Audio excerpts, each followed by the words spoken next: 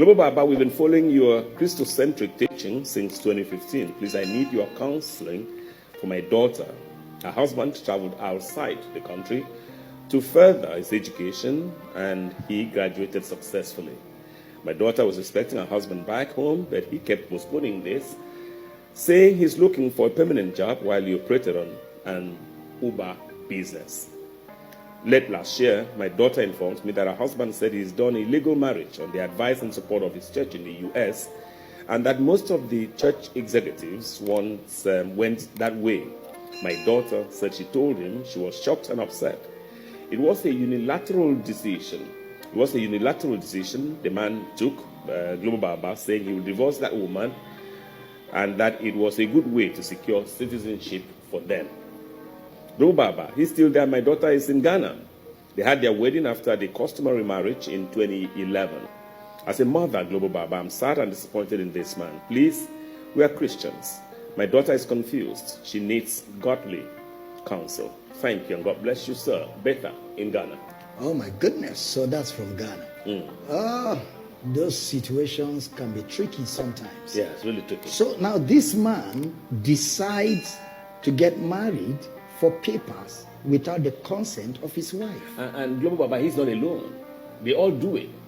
Yeah, I know it's most men do it. But the point is, it would be a different ball game if he had told his wife.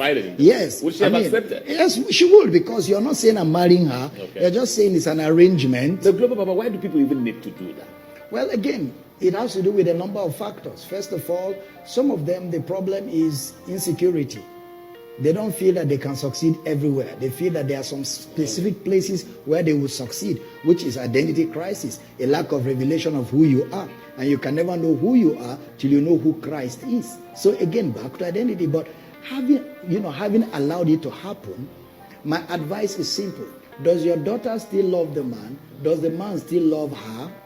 Is the man, has he come out clean now? Is he honest? Does he have deadlines? When this is arranged marriage will be over, when the papers will come for him to come back for his wife. And Mr. Bush, sometimes those things don't really work. Sure. Sometimes they don't work at all. Absolutely. So that gentleman will have to be confronted by the family, confronted by the pastor. And if he is not forthcoming, your daughter may have to just close that chapter and move on. She can't wait for him forever. She'll have to close that chapter and move on.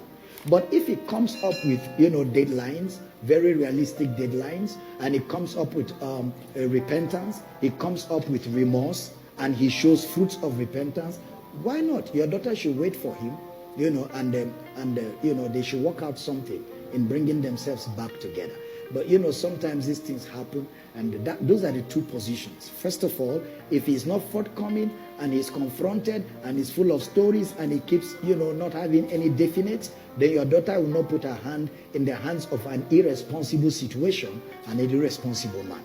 But if he has come up with deadlines and things have worked out for him and there are specifics and he is very remorseful and repentant and shows that he's committed to your daughter and committed to the marriage, then your daughter should give him a little time and they should work out things and make things happen. Those are the two positions. But if with all of that, you still need further light in certain areas that were not highlighted in this email, we're open to bring further counsel.